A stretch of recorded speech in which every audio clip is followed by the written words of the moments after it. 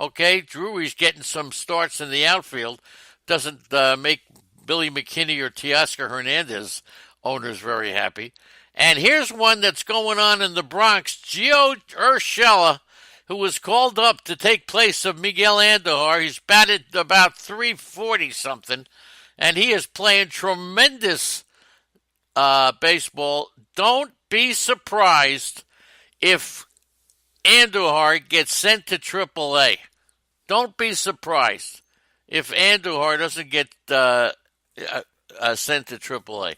That is more than likely to happen. Andujar struggling when he feels that he has to prove himself again. It's pretty bad. Okay, pretty bad. Shohei Ohtani, who made his debut this year on Tuesday, looks like he's going to be the everyday DH, but that will put Pujols on the short end of the platoon situation. So, and he's doing well. He's doing well. Don't forget, Kansas City, the Mariners called up both Shed Long and J.P. Crawford. Crawford tore up. He was batting 319 at AAA with 3 homers and 3 stolen bases. He's ready to assume that Major League Baseball role. He'll take it over from Tim Beckham, who is now 2 for 21. Long was hitting about 275 in Tacoma. So we'll see what happens. He's up because D. Gordon's wrist injury, which is considered minor, is going to get some rest, and that's why Shed Long is up. Don't expect Shed Long to be called up for a long time, okay? Chris Paddock, we know, is doing well. Lester, Caleb Smith. Don't miss out on Jake Odorizzi, who's got an 0.86 ERA in the last month. Luke Weaver's throwing almost 100. Quintana, Martin Perez, Matt Boyd, Domingo Herman, Hun Shin-Ryu. Are you kidding me? These are all the big boys. And then you got Kluber at a 745, Syndergaard at a 540, Flaherty at a 5-1, Tanaka 5-3, Godley at a 7-9. Charlie Blackmon at home hitting 400 with 5 home runs. Away 221 with no home runs. How about that one? And we're all happy to see that Blake Shrinen's been pitching, so some of us thought he may be out. David Perez expected to be back in action pretty soon. Eloy Jimenez and Scott Kingery are in their rehab this week, and same thing with Jake Lamb.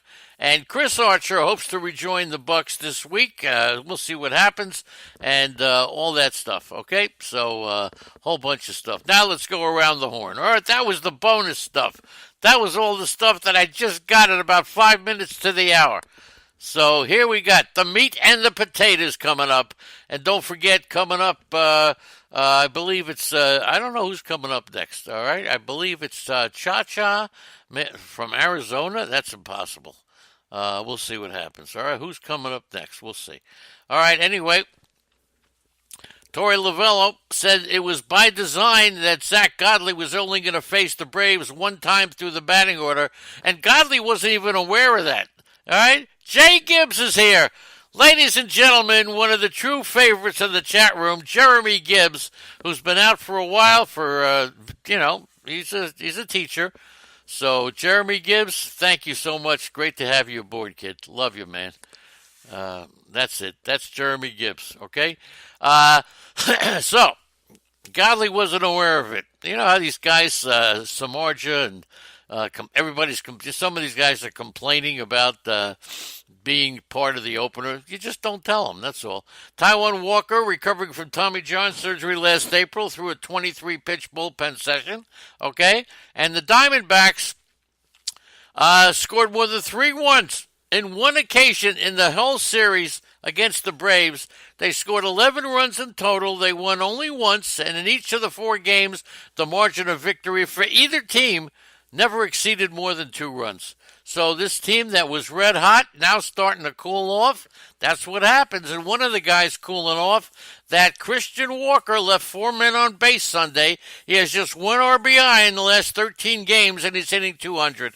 So there you go. He grounded out on the first pitch in an at-bat into an inning double play with runners on first and third. He later struck out with the bases loaded. Forget about it. Christian Walker has seen his best of the year. the Diamondbacks stranded 40 base runners. So this is a team that's been so hot offensively, they are now officially cooled off. Nice to see Jeremy Gibbs. Great job, Jeremy. Thanks for coming in. Jimmy Ross has made it in. Good morning, Jimmy. Good morning, Jimmy Ross. Okay. Tyler Flowers has 2 triples in his last 43 plate appearances. Before that, he had 2 triples in 2,400 plate appearances. That's baseball, right? That's baseball. And Sunday concluded a 20-game stretch in 20 days for the Atlanta Braves. They went 10-10. Okay, acceptable, but they finished 6-4.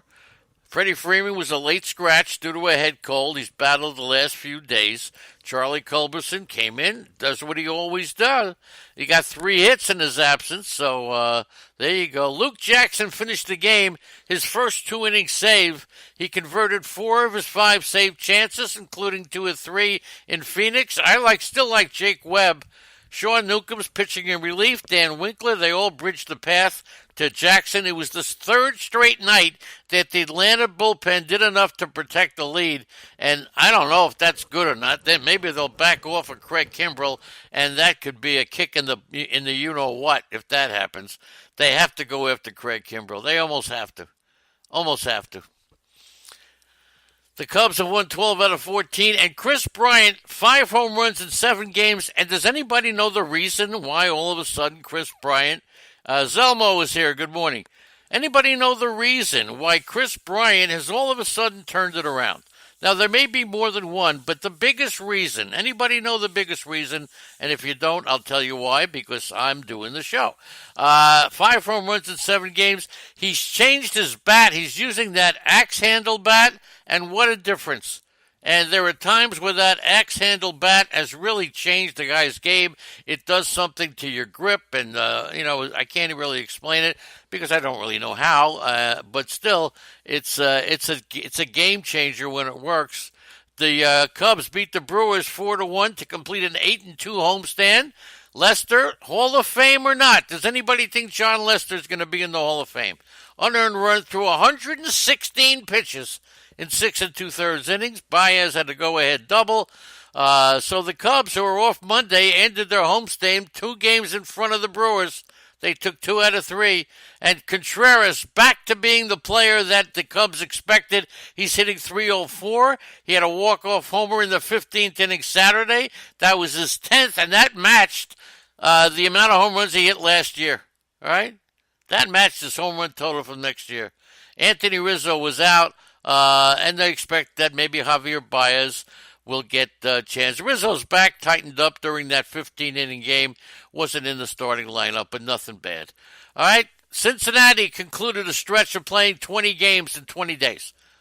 But they couldn't hold on to the lead in the 7th or 8th innings in that 6-5 loss on Sunday to the Giants. Longoria, Pablo Sandoval, the man who hits a home run, and everybody laughs at him. I don't know why. What's so funny about Pablo?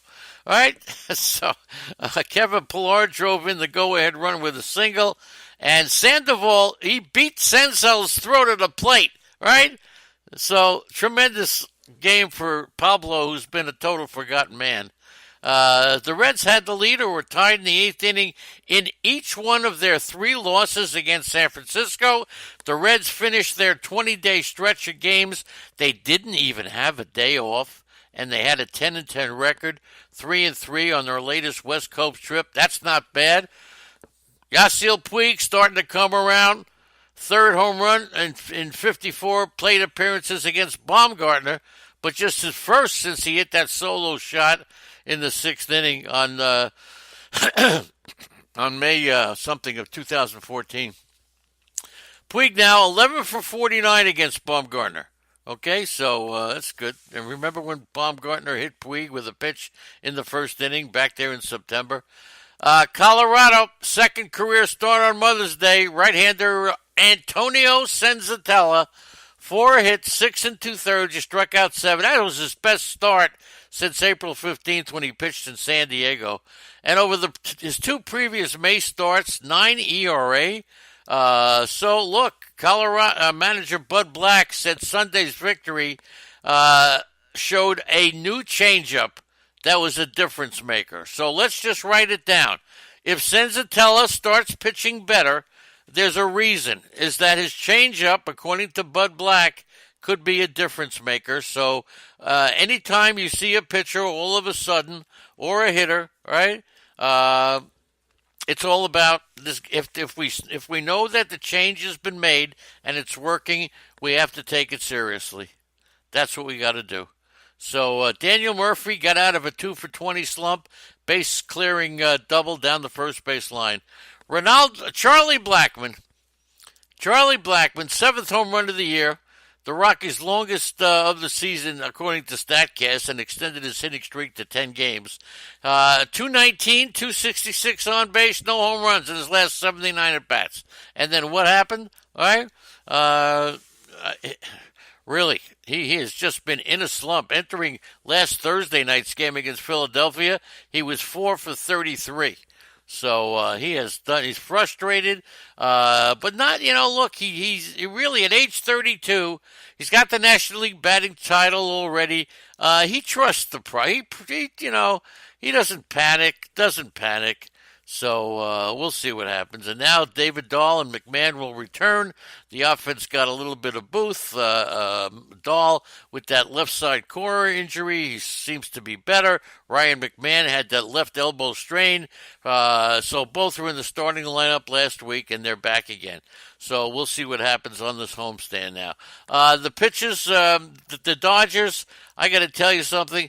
Pitchers to have 3 outings in a row of 8+ innings pitched, no more than 1 run and 4 bases allowed since the dead ball era. Hyun-Jin Ryu is right there again. Clayton Kershaw. We see Cliff Lee do it in 2008. Sandy Koufax in 63. That is more than 1 run and 4 base runners allowed. No more than 1 run and 4 base runners in 8+ innings. 3 outings in a row. It rarely happens, and Hyun-Jin Ryu has done it. Hyun-Jin Ryu, boy oh boy, one of the major surprises in fantasy baseball this year. Here's one. On Sunday, we had a poll, and the poll was, and I want to know how the chat room feels.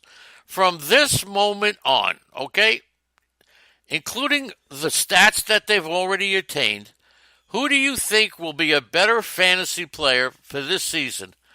From this season, who would you take into account? Who will end this season with better fantasy numbers? Nick Senzel or Vladimir Guerrero Jr.? Okay, Nick Senzel or Vladimir Guerrero Jr. Who is the player that will end this year with the best fantasy numbers? Okay, I know Senzel's a little bit ahead of the game. We know that, all right? We know. So Hyun-Jin Ryu finished the 8th inning having to throw a career high of 116 pitches. And, he may have had Roberts may have had a big decision of pulling him with a no-hitter going, right? It seems like that happens to Ryu every year. Pull him with a no-hitter going or not. Jeremy Gibbs says Senzel. Look, Senzel. Senzel or Vladimir Guerrero? Who will have the best fantasy numbers by the end of this year? Okay? Now, if I would have asked that question 3 weeks ago, forget about it. You would have laughed at me. Steven Strasburg was very solid also, so he gave them a chance to win. 2 runs, 4 hits in 6 innings. And Washington is in bad shape.